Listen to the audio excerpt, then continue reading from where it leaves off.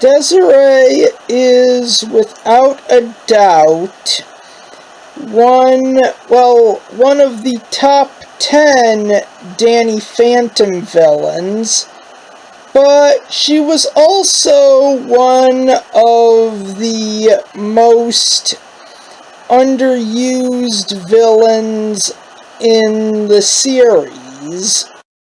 It's a shame that she was only used twice, as she was a villain that had a lot of potential. So much so that she made my top 10 list of cartoon characters who deserve their own spin-off. And I'm not the only one who thinks so, as there are a lot of people on DeviantArt who really like Desiree. And in this video, I will be giving you my top 10 Desiree fans from within the DeviantArt community. Rasputin with 12.9k watchers, 347.2k page views, and 500 deviations.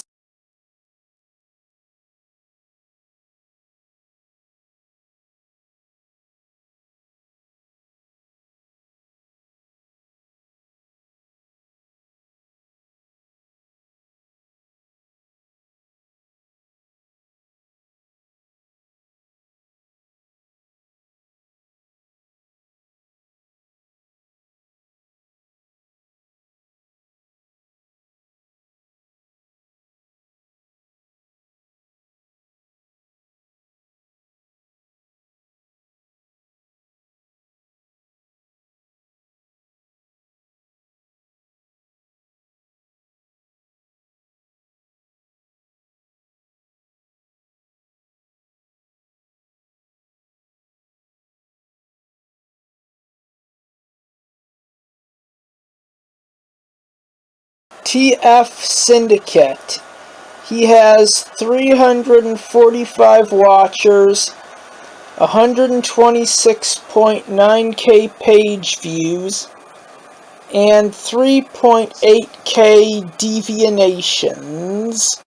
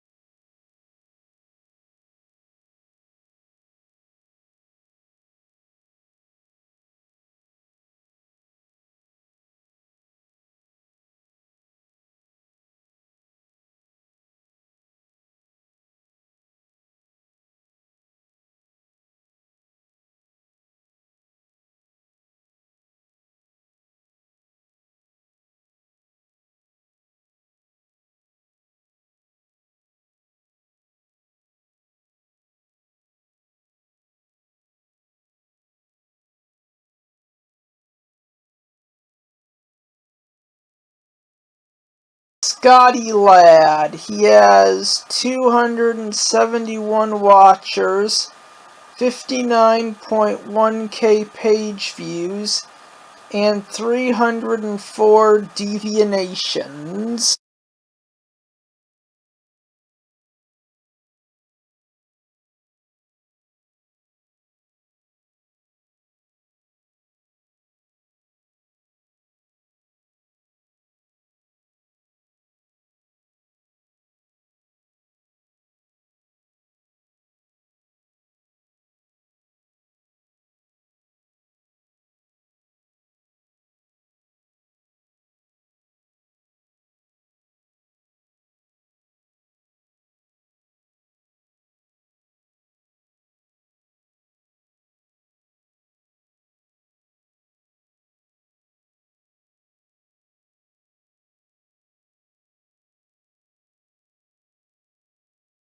A drawing soup. He has 106 watchers, 4.2k page views, and 144 devianations.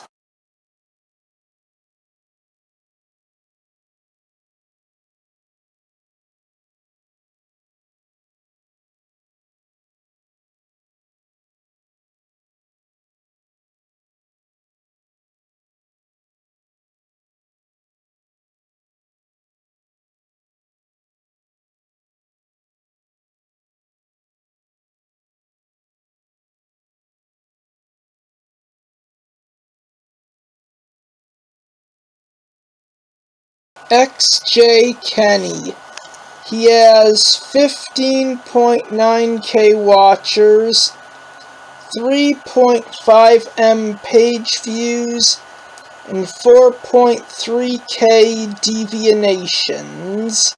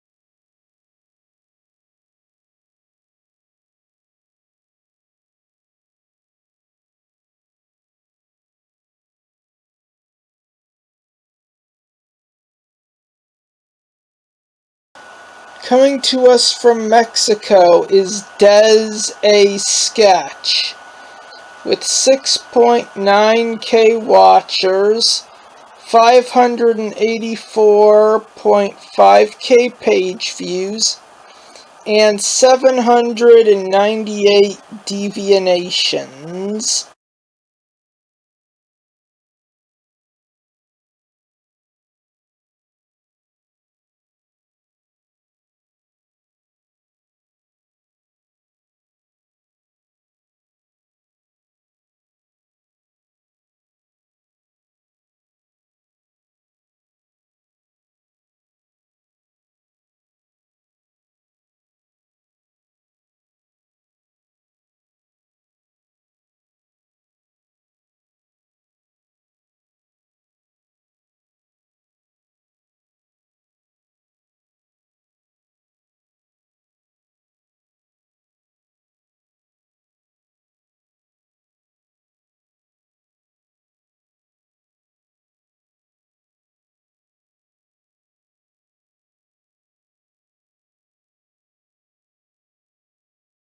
Cybermurph. He has 1.4k watchers, 295.4k page views, and 2.4k devianations.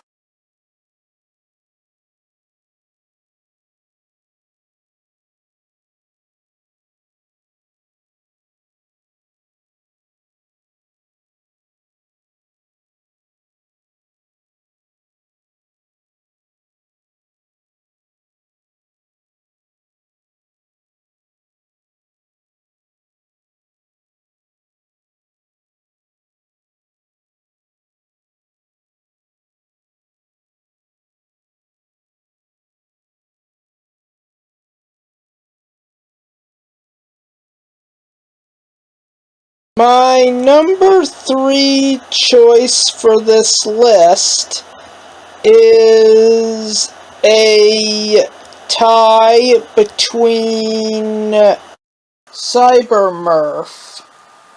He has 1.4k watchers, 295.4k page views, and 2.4K deviations.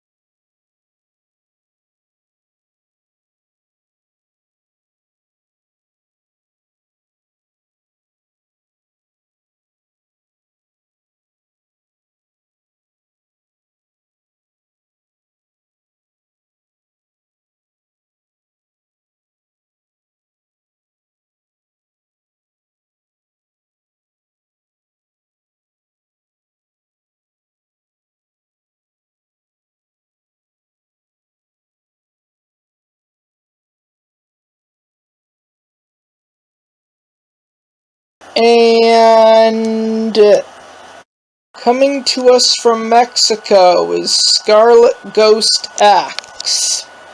She has 3.7K watchers, 656.6K page views, and 1K deviations.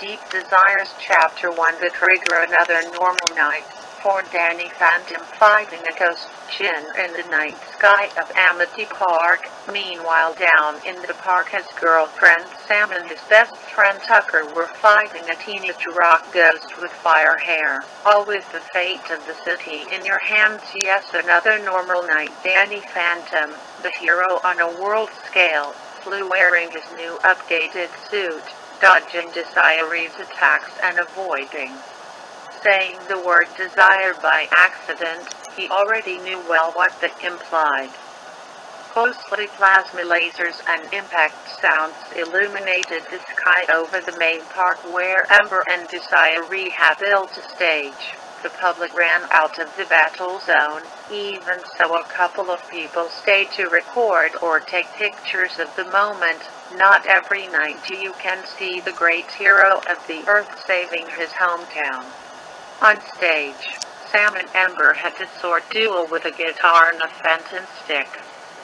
This is my return concert. Get out. Ember bangs hard, making Sam stagger a little but remains firm. Don't tell me, are you sure this won't end up like the previous concert and the one before that one? Sam said after pushing her opponent back. The same with Desiree. We can literally put an end to it by just ordering it. Sam showed the mocking smile and kicked her opponent in the shoulder. Ember was almost knocked down, but she smiled to laugh. Now that you can fool, she attacked, and Sam blocked her.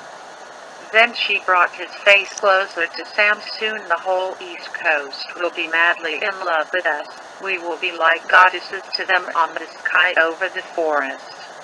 You can't stop us, kid.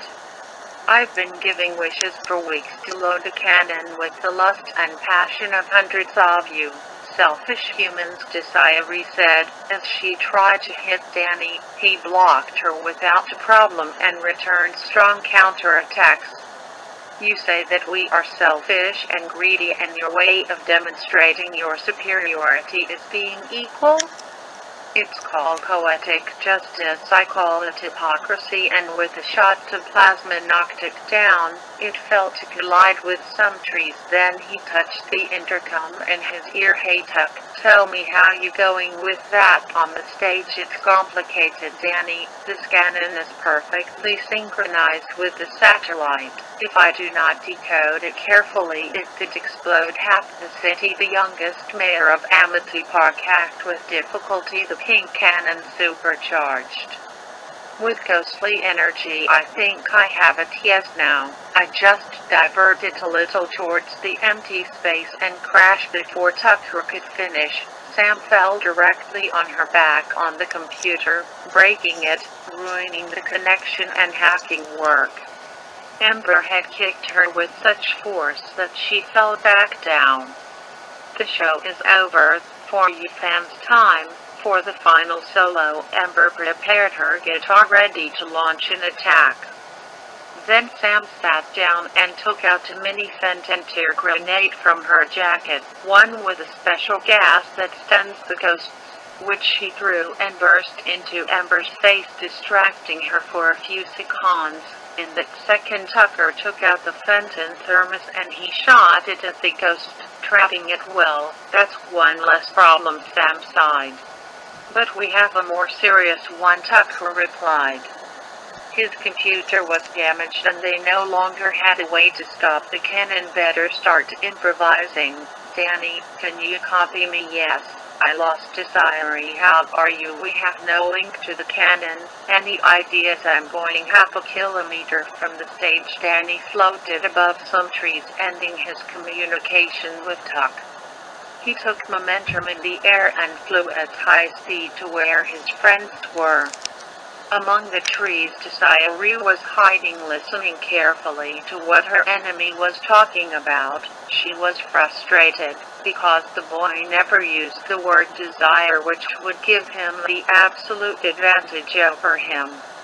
But the boy already had enough experience fighting with her to learn when to keep his mouth shut. 2 years ago you would fall in my trap, boy, murmured the ghost with resentment. The boy had been a pain in her neck since she met him the day she was released from that bottle 2 years ago. He frustrated her plan to torment the humanity more than 10 times. Why did he care? He was just a teenager who casually obtained phantom powers. What obligation did he have to defend other humans? For the little she knew about him, he was a social outcast, just like his friend, yearning for trivial acceptance of others. I guess you've matured a little. Desiree took flight and followed Danny with stealth and speed to surprise him.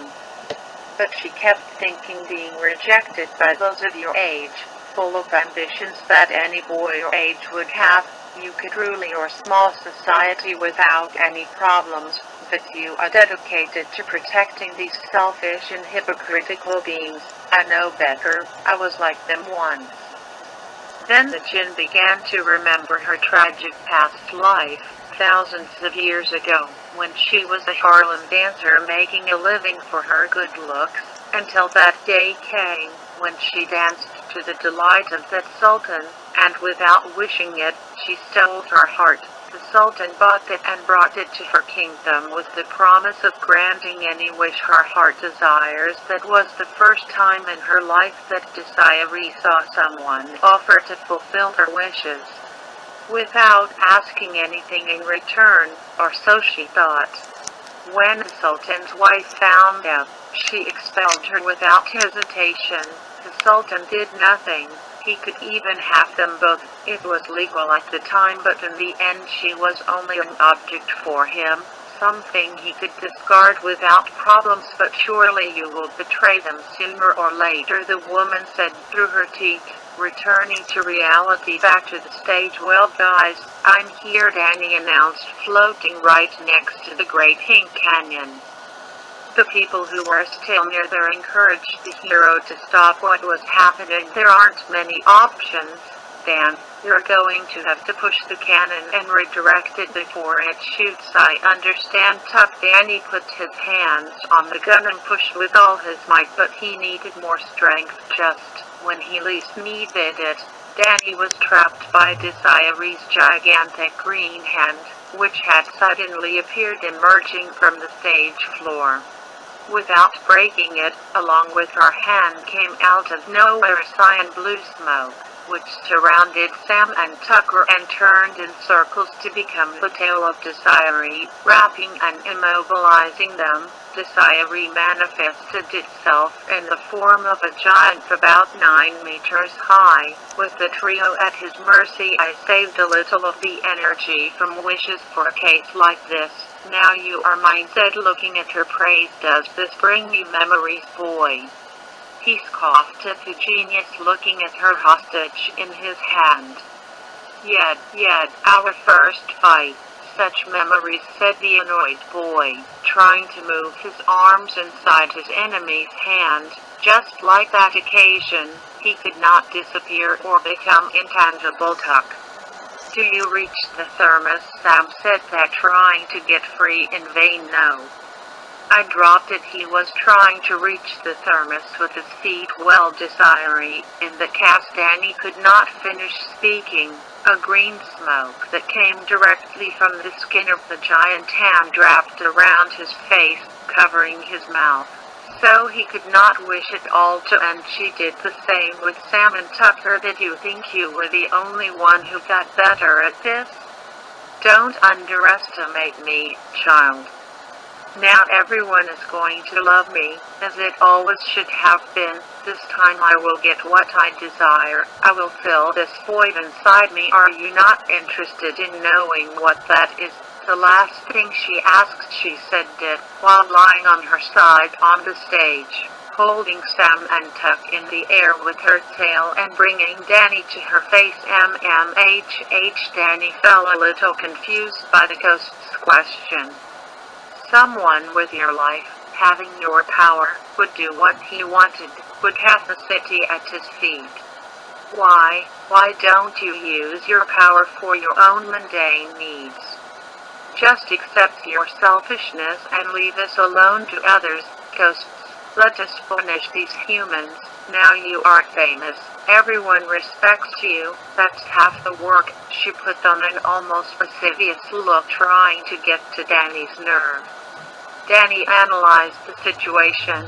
He was surprised that Desiree especially asked those things. The first person who asked him those ideas was Vlad, who tried to corrupt him years ago. But Desiree had never spoken to him so directly without threatening him with death. But above all, his speech, her smile, her gaze, it was seductive. Danny stayed a couple of seconds looking at that huge face. It was green, almost translucent, red eyes, a lot of black hair covering half of his face. Sounds scary. Of course she is a ghost, but he was already used to them. Time he noticed something. Her fractions, her lips, they were beautiful. Her cheeks were not sunk like most ghosts. They still retained their flesh. Surely she was a beauty in life. But then the huge hand began to press the boy's body, pulling him out of his thoughts. Well, you will answer me when you are my personal slave, said the ghost, watching as her cannon was preparing to shoot. Already on a small monitor on the side of the canyon, it showed some numbers: 50, 49, 48. The gun count had begun. They had to do something. Blast a bolt of energy hit Desiree on the shoulder, making her angry. Hands off my son, Maddie Fenton entered the scene with her usual plasma bazooka, followed by her husband. Just in time for the show, dear, Jack said, preparing the Fenton thermos. Danny tried to break free. His son obeyed, managing to reach the button of his wrist, which activates a teaser in the chest of his suit, which electrified Desiree's arm, causing her to release at 30:29. Danny wasted no time and went straight to the cannon to push it, but he was not strong enough. Desiree was hurt and confused. The energy that kept her, as the giant was running out, she accidentally released Tucker and Sam, then saw Danny on the cannon. 2019. Still confused by the teaser, she barely dodged the Fenton thermal beam, and awkwardly lay on top of the barrel opposite Danny's, preventing him from moving it further. 10-9-8. Danny had almost no strength. So go Fenton rocket boots. From the soles of Danny's boots came blue flames that propelled the boy. Desiree did not expect it. The force was such that he tilted the cannon along with her, leaving her head right over the mouth of the gun. 3, 2, 1. A large pink ray hit hard on the face of the ghost. The force was such that it took the giant flying over the whole park and the outskirts of the city until it hit one of the mountains several kilometers away, leaving the crater in the mountain almost knocking it down. She received much of the lightning energy. The rest went on long and was lost in the sky and then into the void of space. Point Stage F was closed. Our hero sighed, floating and moving away from the canyon, descending to join his family and friends. The few spectators praised the heroes with applause and photos. "Well, son, if your rocket boots were served or not," said Jack Fenton with his arms on his hips in a presumed tone. "Yes, Dad, in the end, copying what you saw in that old cartoon served as something, yes, but you better not relax, Fenton. You still have to catch the giant," Sam reminded her boyfriend. "Well, okay, I'm coming. Will you wait for me here?" he said coquettishly, while carrying her chin. Of course she smiled. "Yeah, sure, I'm fine too, thanks." Tucker got up, saying that, dusting off his clothes. Sorry, but Danny helped him clean the dirt off his shirt. "Can I borrow the thermos?" "Yes, of course." He gave him the thermos. Danny took flight and headed to where Desiree landed. Sam stayed with the Fenton and Tucker on stage. Jack was curious about the cannon and approached to analyze it. Tuck began to collect the remains of his destroyed laptop with a melancholy face, another of his babies fallen in battle. While the girls Maddie and Sam made sure that nobody has been injured by the fight, they also had to keep the spectators away from the place. There was no danger, but they needed to make sure that Desiree left no hidden surprise. Then what they were planning this time, Maddie asked her possible daughter-in-law. Basically, Desiree and Amber wanted to make all the men of the East Coast fall in love with them, so Desiree concentrated on granting wishes related to love and lust, and Amber absorbed that energy in her guitar. Then they organized this concert. They used Amber's mind control to gather even more energy. It was so much that they accumulated the cannon. Where did it point? A pair of TV satellites.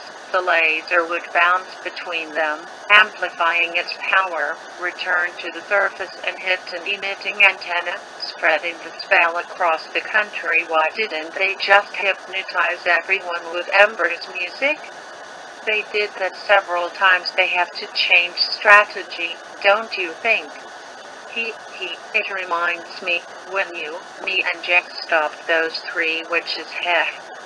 It was true fun, except the part of pretending to be Danny. You're becoming a better Ghostbuster, Sam. Your progress in these years impresses me. Sam blushed a little. "Well, thanks to you and Danny, I have a lot of experience. Oh, by the way, your mini gas grenades worked well, Mrs. Fenton." "Oh dear, I already told you many times to call me Maddie." "Yes, well, Maddie." It was still uncomfortable to call her that. It's been 2 years since she and Danny started dating, and she knew his parents since long before, but even with all that, it was still a little difficult to feel part of the family for her. How much more would it continue like this? Changing the subject, how are you and Danny? For Sam, that was not much change of subject. "Well, you know, good days, bad days, but generally well." How many times did you kids break up already? 3? before Sam growled, raising 4 fingers. Don't get bitter about that, Sam. If you broke up and came back 4 times in 2 years, I think the relationship is stronger than ever. The conversation was already getting awkward for the gothic girl he hated. Do you need help? Yes, help me organize a funeral, the poor techno nerd shouted in anguish, hugging what was once his new laptop.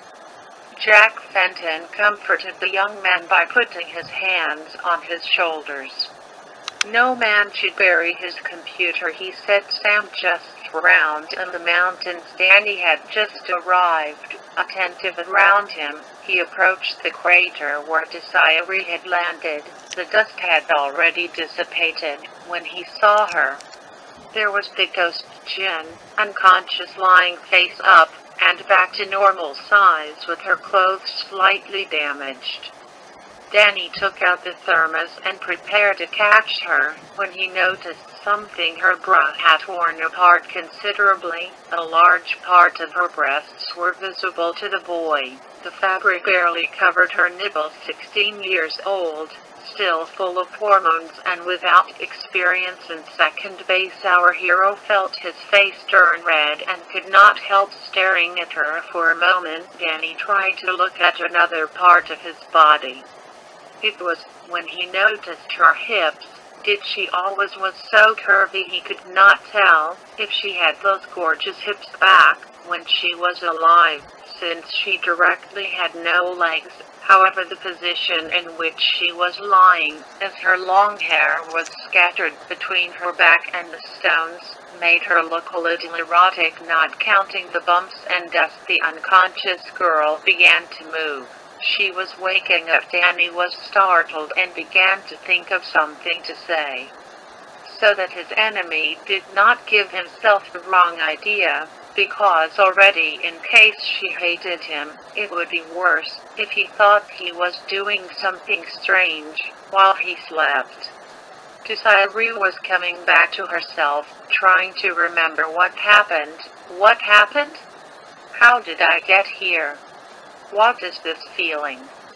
She sat where she was and looked at her body. She had scratches and bumps, but they didn't hurt. In fact, she felt very good. Answering your question, Danny began to speak with a serious, half-forced tone. This caught the attention of the girl, who saw Danny floating in front of her, talking. Desiree just stared at him. All her attention was suddenly on him. I do not use my power only for myself, because I have seen what doing that does to oneself.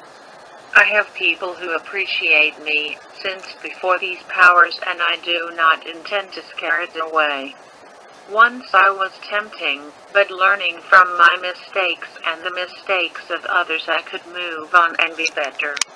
And now that everyone knows my identity, I have an obligation to defend my world from the Phantom Menace, because that way I can be a good example for others and motivate them to be better. A better world, that is my dream.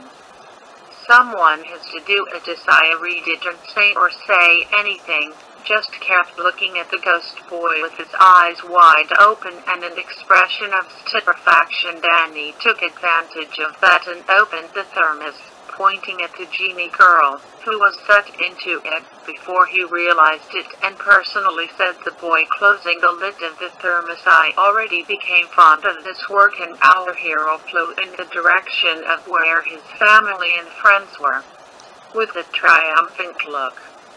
He flew thinking about that look on Desiree's face. It was rare, pure surprise and helplessness. She always had the smug or furious look, but this time Danny made her eat his words.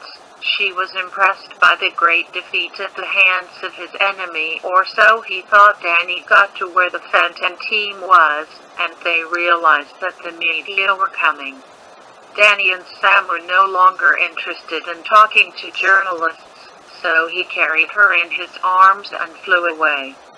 Tucker and the Fentons stayed to tell what had happened, so the city would be calm. That their mayor, together with the ghost hunting family, saved the day once more.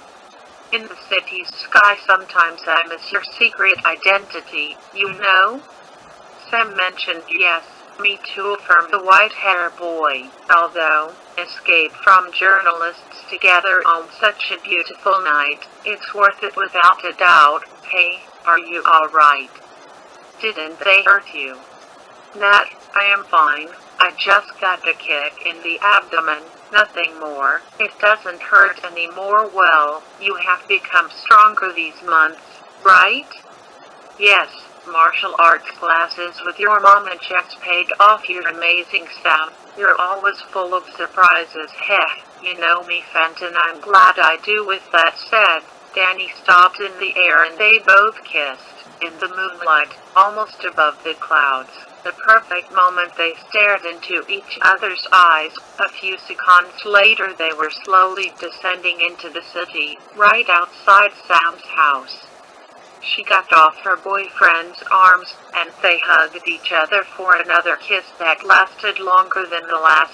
See you tomorrow, see you at school, handsome, and she said goodbye, kissing him in the air. Danny caught the kiss, winked, and flew away.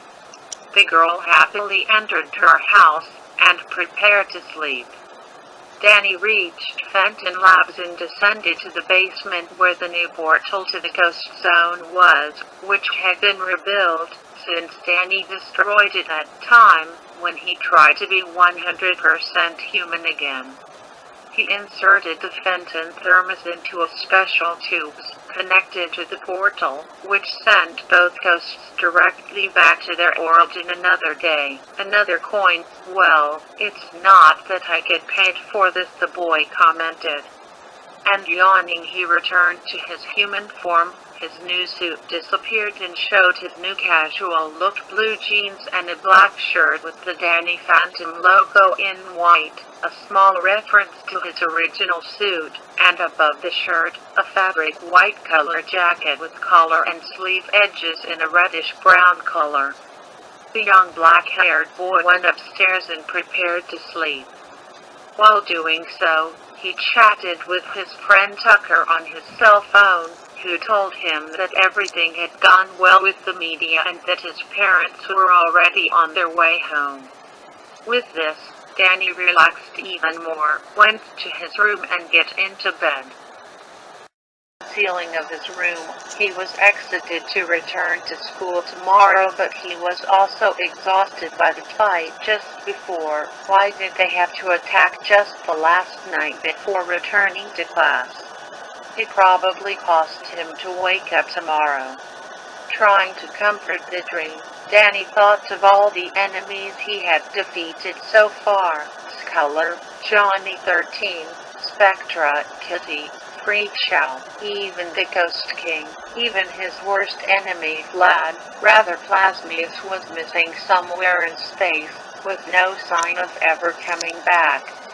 Danny was already a veteran in this.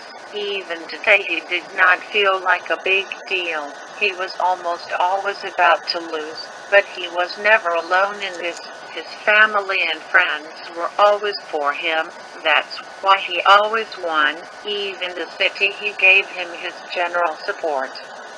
And now, he was finally with the girl of his dreams, who ironically was always by his side. Honestly, I don't need anything else, thought our hero. I just need to continue studying, graduate, see if I can become an astronaut, and meanwhile remain Danny Phantom. From what happened with that meteorite, the ghosts no longer attack so much. Moreover, some have become more friendly. What desiree said makes no sense. Maybe 2 years ago I would have considered it, but today I would not throw away everything I've built. For simple reason, Danny remembered Desiree, that problematic djinn. It had always been the same with her. It's always a danger, so Danny stops her.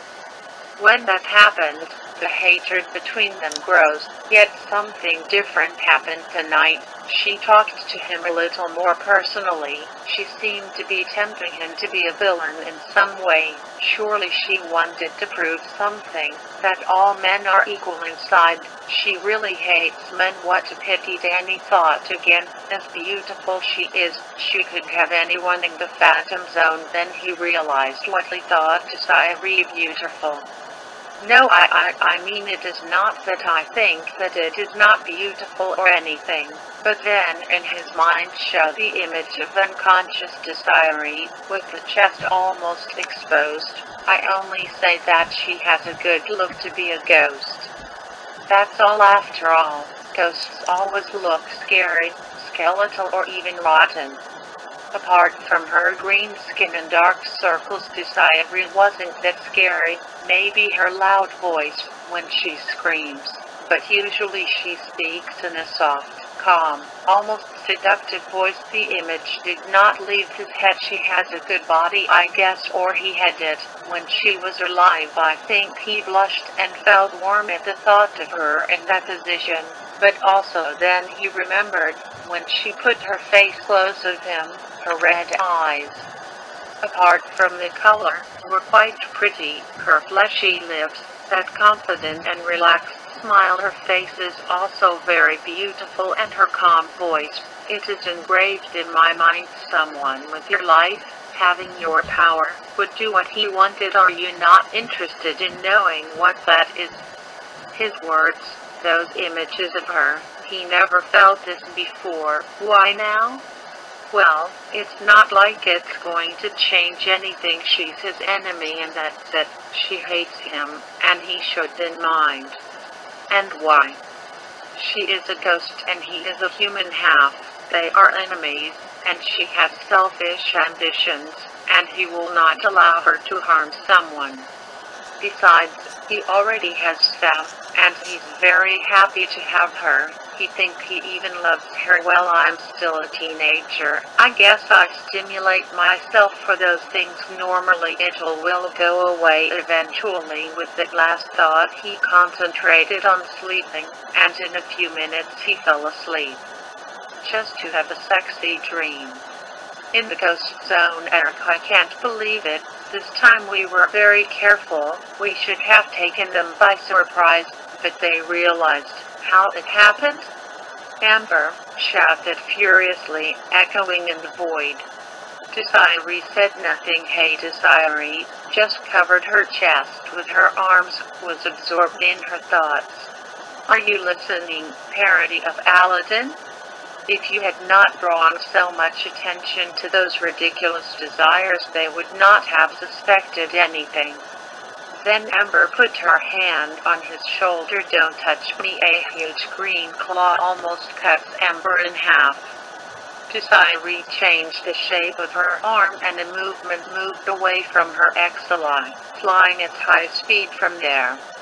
That's it, I'll just be solo, mentioned the rock star, and she left with a frown. A few miles away, the genie was still in her own world, flying through the debris of the ghostly dimension, approached a certain mound of floating mountains. Hidden on one side of the mountain, a small mansion in ruins, or rather a small ancient Arabic palace, with a decadent style, but still with an imposing, elegant, and feminine appearance. Desiree entered her home and went straight to her room, the most comfortable and best decorated room in the palace. As a ghost, she does not need to eat, sleep, or bathe. But having her own comfort zone pleased her quite a bit. Just as she was going to lie on her bed, she looked sideways at a large full-body mirror that she had on her wall. Then she contemplated the deplorable state in which her clothes were, especially her bra, which had large holes, almost showing her nipples. That image reminded her about the big size of her chest. Few times someone mentioned aloud about her physical appearance. When she was alive, her body was her only source of income, home, food, pleasure, all because of her beauty and her skill for belly dance. Since her death, she made it clear that he despises men, not only for what happened to the Sultan, but for all the years living as a sexual object of those animals until, when she became a wandering spirit, she saw how selfish and despicable the men were. Never in life did she consider something like love, much less in death. Why think of love now? She did not know, just arranged her clothes with magic, went to the bathroom and prepared her tub with hot water and put salts and soaps. She did not need them, but she loved and relaxed to feel that on her skin.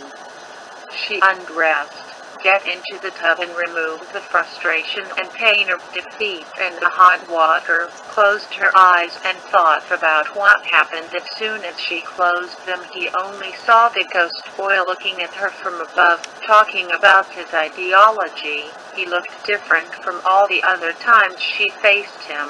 He no longer looked like a child. He had grown up. He was not yet an adult, but he was in the prime of his life. And he lacked a lot to live. Youth is not eternal. She knows it well, because she died of age and a broken heart. However, the young face of the teenager was engraved in her mind, those green eyes shining in the night, snow-white hair, and the uniform made him look more masculine. Why can't I stop thinking about his face? What he said is also echoing in my head again and again. I don't use my power just for myself, because I've seen what doing that does to oneself. Did he mean me? Well, he has many enemies, so maybe not, but does he try to be different? All men are equal according to my experience. All say they seek to be different, but all end up betraying themselves, and everyone enemy desiree suffered abandonment and indifference of her masters in the past. This child seeks to be different. During these 2 past years he risked his life to save this town full of ignorant people. He even became world famous, and yet always evades the media, and not looking to highlight. So what does he want? That is, what does that child want? He has fame, respect, he just lacks some power. He already has everything a human wants, but what are his deepest desires?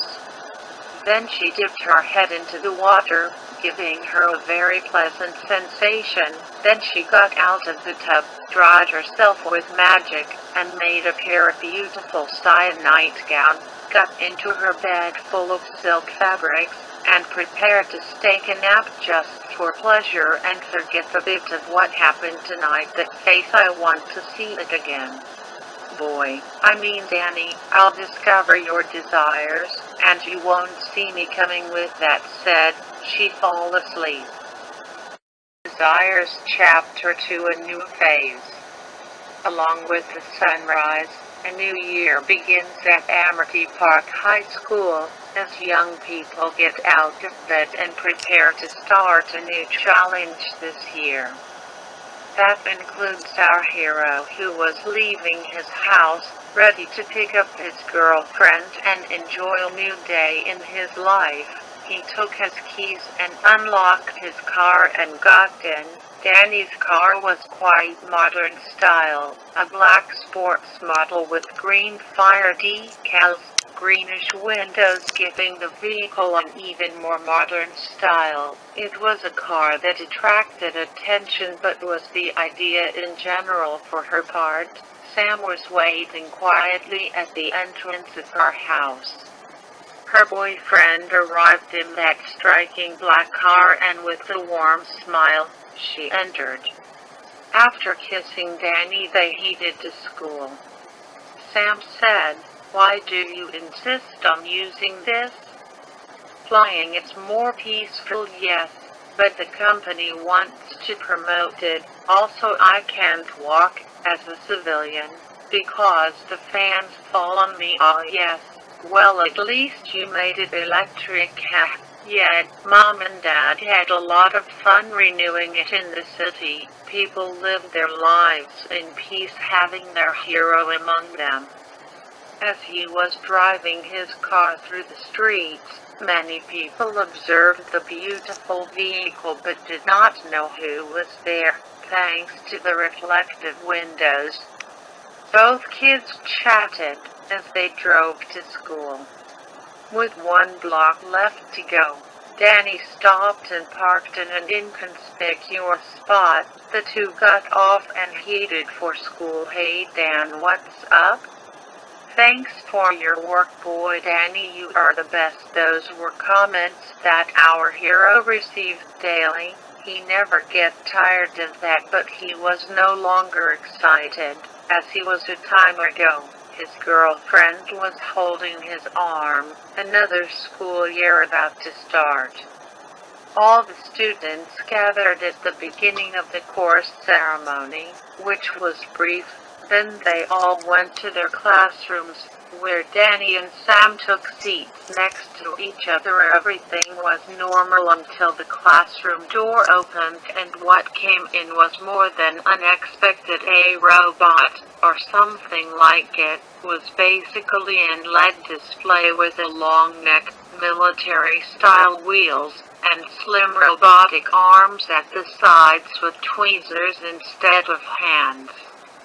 Everyone stood there staring at the strange device until the screen was static. Then showed Tucker Foley, the youngest mayor in Amity Park history, sitting at his desk. Hello everyone, I'm sorry I'm late, Tuck said from his seat. Tuck, what are you doing now? Danny asked his friend. It finally happened. He turned himself into a machine, Sam said, leaning her elbow on her desk and bowing her head in mockery. Some students chuckled at the comment. How funny. As you well know, I have been the mayor of this city for almost 2 years now, the young man declared proudly, but my work has become more demanding lately, so I designed this drone to allow me to do social life at school. While he was speaking, he approved some papers with his sealant. The robot sat next to Danny. Well, okay, let's start with another year, declared Mr. Lancer, entering the room. I hope you had a good summer, because this year you are expecting some very rigid subjects, and I do not plan to consent. Nabo, he interrupted himself when noticing the Tucker's bro, who smiled, as if nothing saw. Nobody, not even you, Mr. Mayor. I suppose he is the big brother watching over me now. The first class was math. That went smoothly except for Danny, because it was harder now to ask Tuck for help. After in Spanish class and after the literature class, also with Mr. Lancer, it was lunchtime. It was a beautiful day, so the trio went out to eat at one of the tables right by a tree. Danny had the delicious tuna sandwich for lunch, Sam her vegan salad, and Tucker enjoyed delicious roast beef accompanied by bacon from his office. So are we going to have to see your face on the screen from now on? Danny asked Nat. Just until my term ends, he replied before eating a good piece of bacon. We're going to graduate by then, Sam reminded him. Exactly, I will skip all the teasing and awkward moments from high school and go straight to the main course. The prom, Tucker said, the latter with a smug look. Sam, do you think you will have a date by then? Tucker, sure. Mayor Foley, at the end of his term, one of the city's 3 greatest heroes, single and recently graduated with honors from high school. It will be easy, even now. With that said, the mayor drone got up from the table and went with a group of cheerleaders who, believe me or not, the robot aroused a certain curiosity, even more so talking to the mayor in person. Heh, I guess girls do like politics, Dan commented. No, not really, replied Sam. Danny, hey, But seriously, I'm glad to see you with more confidence and skill. Sam, being appointed mayor, gave him confidence. Danny, yes, but well, he got depressed after Valerie, Sam said sadly. Danny just nodded. After what happened with the asteroid, his relationship with Valerie Gray was further complicated. The girl, who at first was Tuck's interest, later became almost a relationship with Danny without knowing his secret identity. While she loved Danny the boy, Danny the ghost was something else. She saw him as a threat, and that's why she became a ghost hunter on her own and in a high-tech suit. Both had several confrontations. She refused to have a relationship with Danny for fear of putting his life in danger, but when Danny saved the planet from the asteroid and revealed his identity, she changed her mind about him and the ghosts. They even worked together for a while defending the city. It was obvious that she still had feelings for Danny, but he had just started his relationship with Sam, so Val had no choice but to resign. Luckily, at the time, Tucker got closer and closer to Valerie, improving her suit and chatting about what they knew about ghosts. His old interest returned until it became feelings, and Valerie began to like the boy. She no longer saw him just as a techno nerd. He was kind, charismatic, and honest. Before they knew it, they had already had a few dates. Their relationship was a bit complicated because he, being the mayor and both being students, they had little time together. Their favorite moments were when they teamed up in combat. Valerie seemed happy, or so it seemed. Tuck noticed that and tried to comfort her, to be honest with him, but Val didn't want to worry the boy anymore. Everything changed when one day she just didn't go to school without telling anyone. Her boyfriend, worried, left before school and went straight to the Gray's house, only to find Val's dad crying with a note in her hand. Dad, friends, I'm sorry for leaving just like that. I know how much this will affect you, but I need some time to think.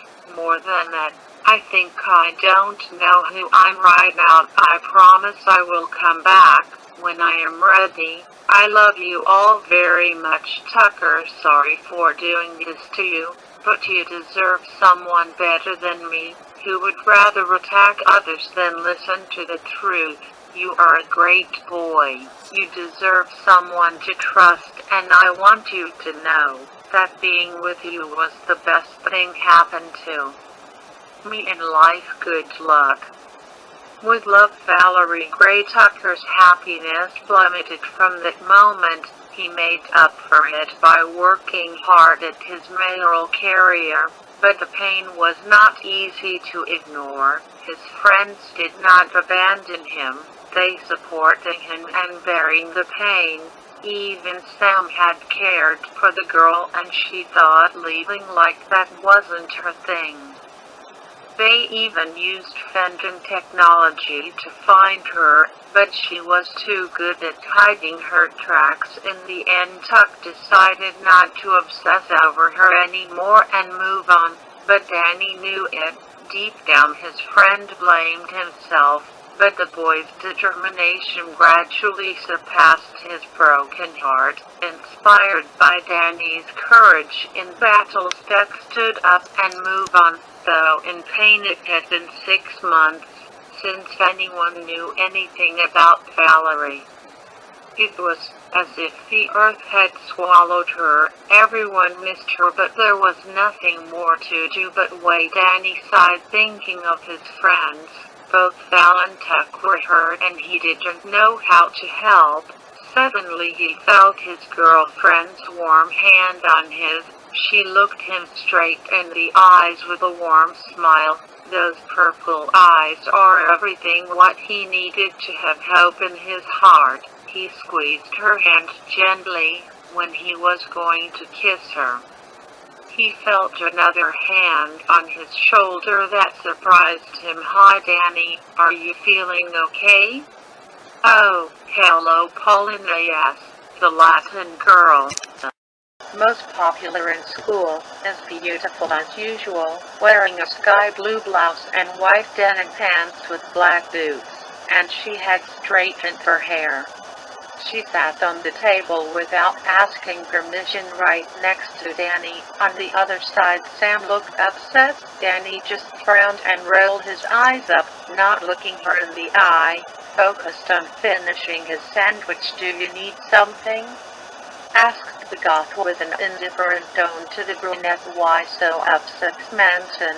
I only saw that my old friend was melancholic and I wanted to give a hand," the girl explained, touching the shoulder of Danny again, caressing him. "Well, thanks, I am fine now. If you don't mind, do you give us a little privacy?" the boy said with a clearly annoyed tone. "Oh, of course, I did not want to interrupt anything," she winked, and with a natural tone of voice. "Enjoy your lunch. But Danny, if you want to talk, or if you are bored of certain companies, do not hesitate to talk to me. There is always room to you in my agenda," she declared with a seductive face, and he left, wagging her hips. "Really, can you be more hypocritical?" Danny whispered, as he charred what was left of his sandwich with plasma energy which concentrated in his hand, until there was nothing left but ash. "If you get angry, she wins," Sam reminded her. "Remember that, and you can ignore her." Danny and Paulina had a fairly short relationship. It was during Danny and Sam's first breakup.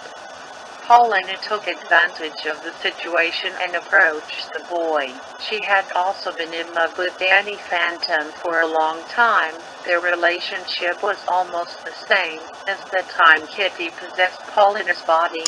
They were both the center of attention at the school, and probably the city. They were the couple of the year. They even appeared in magazines and newspapers. How could they not? Danny was world famous and Paulina's family was considerably rich. Everything seemed fine for both of them, but the relationship was more because of the attention and glamour. Danny enjoyed popularity and Paulina became more and more famous. She was not like Sam, who is more reserved and would prefer to use that influence to help the environment or something. Over time, Danny felt like there was no real love connection between the two.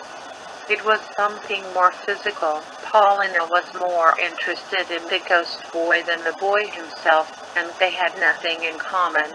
Danny tried to get closer to her emotionally, but it was no use. The point of no return was when he discovered her kissing dash. Danny surprised them and dumped her at once. Paulina tried to apologize, but the boy has already made his decision. Even Dash repented. He always admired Danny Phantom, although he bullied Danny Fenton, and after knowing that the two were the same guy, he no longer knew how to interact with him. But after a time the two formed mutual respect. But having ruined his relationship with Paulina made him feel miserable. Since then he and Paulina have done everything possible to get Danny back with her, but obviously it was useless. He no longer felt anything for the Latina. In less than a month he returned to Sam, but back to the present. The bell rang, signaling the end of lunch. Danny and his girlfriend stopped and headed back to the building, but before entering they found someone. "Danny, Professor Lanter? How is it going, Fenton?" he replied, as he sipped his coffee. "Well, but shouldn't you go into the classroom now? Now we have history class and you always come to class first." "Well, not this year, Fenton. It turns out that they made a last-minute change in administration. They will put a new teacher in charge of that matter," Lancer read a text book. While he spoke, he seemed calm, but deep down he was a little annoyed, as he liked to teach that subject. New teacher? And do you know anything about it?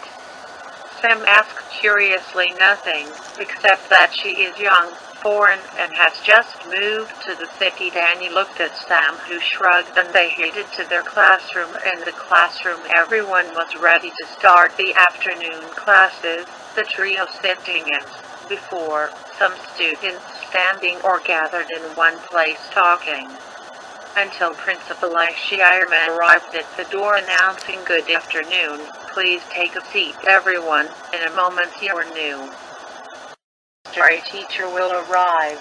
It is her first week, so please behave. I do not want anyone to complicate her existence, understood?" "Yes," some students answered. The principal retired and the kids began to speculate about it. How she will be? "I'm sure she is an old woman. Will she be very strict?" "She is a rookie. We will surely scare her." The students muttered those things. Danny talked to his friends. "So a foreigner, well, she will surely be thrilled to be able to teach the mayor of such a famous city." Tucker smiled smugly. "Yes, or the world-renowned superhero," added Danny. Cough, testosterone, cough, cough, Sam whispered, but then the door opened, and whoever entered surprised everyone. She was a young woman, definitely in her 20s, tall, beautiful brunette skin, light blue eyes, straight black hair tangled in a bent ponytail, and a thick fringe that covered one of her eyes but did not entirely hide her beautiful face. She was wearing a purple lipstick. She wore a white button-down shirt and short sleeves with a slight neckline, although being so tight she could not hide the striking size of her attributes. She wore white-rimmed glasses, gold earrings, and a black miniskirt that highlighted her feminine thick hips and showed off her dreamy legs that ended in small yet elegant black heels. Everyone was speechless before the beautiful teacher, who, without being surprised by the reaction of the kids, she simply left her brown purse on the side of her desk. Then she sat on it, looking straight at the class. "Good afternoon, my children," she said with a warm smile. She looked confident and relaxed. "I'm Miss Morgan. I will be your history teacher this year. I hope we get along well." "Sure we will," they answered in unison, almost all the males, except one, which really upset the girls. "Well, then," she took out a board and a pen, "let's start getting to know each other better. I will go through the list to learn their names." "Okay," everyone nodded, and the teacher began to name one by one in alphabetical order. Each one answered. The girls began to murmur among themselves, while the boys were gawking at what they had in front of them, except for one. "Danny Fenton?" "Here," replied the boy, whose expression was somewhat serious. He was looking at the young lady, but not like the others did. There was something about that woman that immediately caught Danny's attention, something that made him alert, something familiar. "So you are the famous superhero, huh?" the young woman said, as she approached with slow but firm steps to the boy's desk. Everyone was silent when they saw that scene. How would the new teacher react when meeting him? The new teachers were very nervous to learn that they would have to teach a hero like Danny, but Morgan did not seem to be. He seemed to have anticipated it. Danny just nodded. The teacher put her hand on the desk, and the two looked each other straight in the eye. "Well, Mr. Fenton, I don't doubt that you're a good student, but don't think that you will receive special treatment from me just because I'm new." Morgan raised an eyebrow. "Don't worry. Believe it or not, I'm used to not being special," the boy answered with a confident smile. "I think we'll get along well, miss." Everyone watched what was happening, and only for a few seconds a tense silence was felt in the air. Two girls in particular did not like what they saw. "Excellent. I hope so, but I say that for everyone, okay?" she said, looking at the rest of the class. I do not have favorites, no matter their families, reputation, or whatever. You are my students, so I hope you all try hard. She said that with a serious tone, and that took by surprise the rest of the class. Do I made myself clear? Almost yelling, yes, answered all the students. That means you too, Mayor Foley. Tucker answered with a smile and raising his two thumbs. With that said, she finished roll call and said, very well, let's start. The teacher went to the blackboard and continued to teach the class. Everything went without apparent problem. The students were attentive to everything Miss Morgan did, especially the men, attentive in case she dropped a pencil or something like that. The girls were just looking for something negative to talk about, but she seemed to have no fault. She was beautiful, smart, and gave an aura that conveyed respect. A teacher will arrive. It is her first week, so please behave. I do not want anyone to complicate her existence. Understood? Yes, some students answered.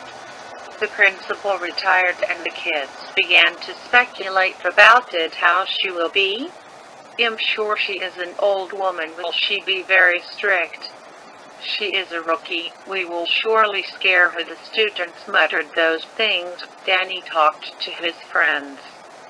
So a foreigner, well, she will surely be thrilled to be able to teach the mayor of such a famous city. Tucker smiled smugly. Yes, or the world-renowned superhero, added Danny. Cough, testosterone, cough, cough, Sam whispered, but then the door opened, and whoever entered surprised everyone. She was a young woman, definitely in her 20s, tall, beautiful brunette skin, light blue eyes, straight black hair tangled in a bent ponytail, and a thick fringe that covered one of her eyes but did not entirely hide her beautiful face. She was wearing a purple lipstick. She wore a white button-down shirt and short sleeves with a slight neckline, although being so tight she could not hide the striking size of her attributes. She wore white-rimmed glasses, gold earrings, and a black miniskirt that highlighted her feminine thick hips and showed off her dreamy legs that ended in small yet elegant black heels. Everyone was speechless before the beautiful teacher, who, without being surprised by the reaction of the kids, she simply left her brown purse on the side of her desk. Then she sat on it, looking straight at the class. Good afternoon, my children, she said with a warm smile. She looked confident and relaxed. I'm Miss Morgan. I will be your history teacher this year. I hope we get along well. Sure we will, they answered in unison, almost all the males, except one, which really upset the girls. Well, then she took out a board and a pen. Let's start getting to know each other better. I will go through the list to learn their names. Okay, everyone nodded and the teacher began to name one by one in alphabetical order. Each one answered. The girls began to murmur among themselves, while the boys were gawking at what they had in front of them, except for one. Danny Fenton? Here, replied the boy, whose expression was somewhat serious. He was looking at the young lady, but not like the others did. There was something about that woman that immediately caught Danny's attention, something that made him alert, something familiar. So you are the famous superhero, the young woman said, as she approached with slow but firm steps to the boy's desk. Everyone was silent when they saw that scene. How would the new teacher react when meeting him? The new teachers were very nervous to learn that they would have to teach a hero like Danny, but Morgan did not seem to be. He seemed to have anticipated it. Danny just nodded. The teacher put her hand on the desk and the two looked each other straight in the eye. Well, Mr. Fenton, I don't doubt that you're a good student, but don't think that you will receive special treatment from me. Just because I'm new. Morgan raised an eyebrow. Don't worry, believe it or not, I'm used to not being special, the boy answered with a confident smile. I think we'll get along well, miss. Everyone watched what was happening, and only for a few seconds a tense silence was felt in the air. Two girls in particular did not like what they saw. Excellent, I hope so, but I say that for everyone, okay? She said, looking at the rest of the class. I do not have favorites, no matter their families, reputation or whatever. You are my students, so I hope you all try hard. She said that with a serious tone, and that took by surprise the rest of the class. Do I made myself clear?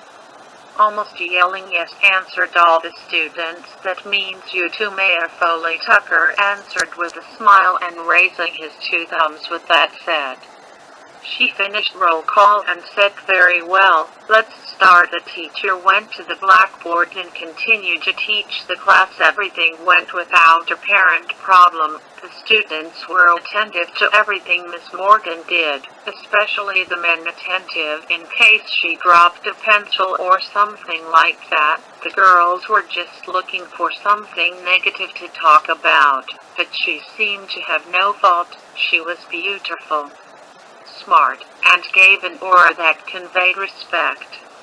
Of authority that made you question challenging her. She knew a lot about her stuff. They were seeing what the rains were like in ancient Arabia, and Morgan gave precise and fascinating details about that time. She even brought images about the dresses of that time and how those fashions still influenced today. This fascinated the girls in the classroom, who started to like the teacher, except for two. Sam and Paulina were looking askance at both Morgan and Danny, who had a different expression than usual.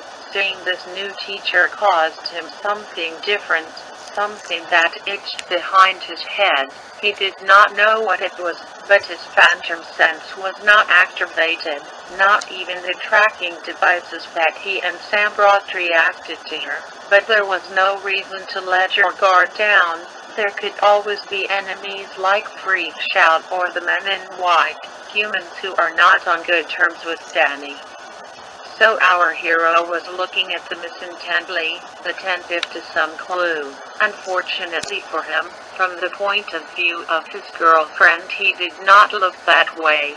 Sam felt that Danny's gaze was not that kind of curiosity. Paulina also noticed that the teacher calls attention more than she was one thing, but that her ex looks at her all the time was another thing.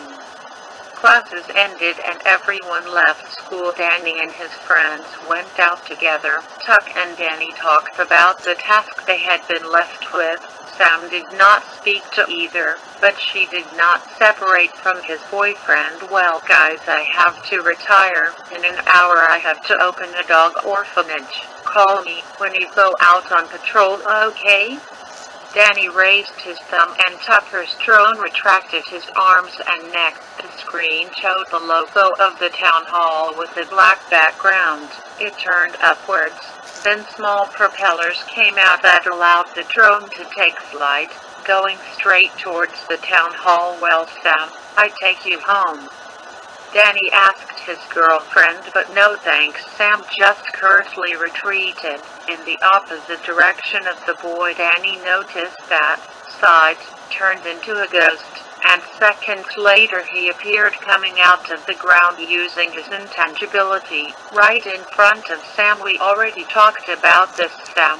If you are upset, tell me. Don't keep it. Danny said this with a loving tone. Well, I'm not very happy that you drool over the new teacher, she answered with a very annoying tone. That's not. I wasn't. Wait. Sam was about to leave, but Danny is not willing to let her go without talking to her. Seriously? Do you really think I would look at a teacher like that? Yes, you're a boy after all. She turned her back on him. Did you forget what happened the last time I noticed someone only because of their appearance? He cheated on me with an idiot. Sam turned his head, looked at him sideways with an annoyed look and raised eyebrow. Not with any idiot. With Sam looked straight at the boy with a frown. Well, if you don't learn something from that, then I don't know how exactly. Do you really think I would look at another one having you after everything we went through? The boy approached his girlfriend and took her by the shoulders. You are the only one for me. You compliment me. Danny returned to his human form and looked at her with those blue eyes that she loved to see. Sam growled, closed her eyes and dropped to her boyfriend's chest, and he hugged her. Why can't I be mad at you? She said in a pout. You always are, but that's why you love me so much, Danny said mockingly. The couple kissed, and Danny began to explain. I just don't trust her, Danny said, holding Sam with his right arm. There is something about her that gives me a bad feeling. Me too, but I doubt it's the same as you. Why you say that? Girl stuff anyway. I feel something, I don't know, familiar, in her, as if I've seen her before. And you ghost sense? Nothing. Do you think we should watch her? No, not yet. Until now, it's just a feeling. I don't want to attack and traumatize an innocent again. Well, if you say so, I will keep my guard up. The goth smiled at him. Danny returned the smile. But when you're close to her, your eyes had better be glued to the books. Heh, promise. With that they kissed again and walked to where they parked the car. And from the shadows of an alley a female figure emerged. Miss Morgan had heard everything. Well, it seems the boy doesn't let his guard down so easily, she thought aloud, smiling. Then a pink ring appeared on her from her abdomen, surrounding her. The ring divided into two, one went up and the other down. As they separated, they were erasing the shape of the teacher, revealing her true shape. Green skin, pretty straight black hair, a light blue Harlem dancer outfit, and bright blood red eyes. Desiree was in the middle of the sidewalk. Okay, Danny, my boy, we have a whole school year ahead of us. Do you want to play cat and mouse? I will enjoy playing with your little mind. So she became invisible and flew off to her new home. Now a new game was about to begin, and she was going to enjoy it immensely.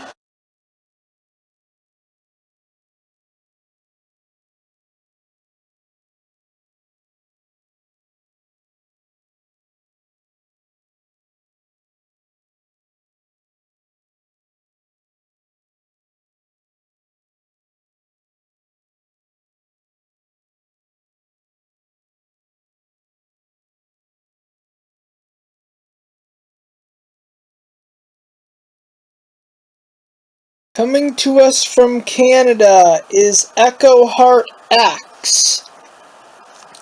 She has 1.8k watchers, 174.6k page views, and 534 deviations.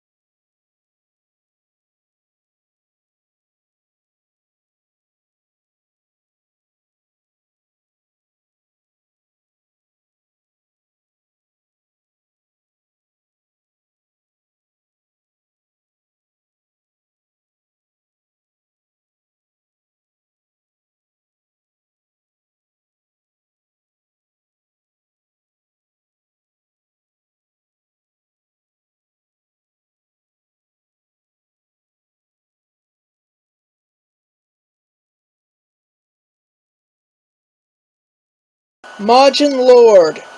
He has 152 watchers, 37.7k page views, and 4.8k deviations.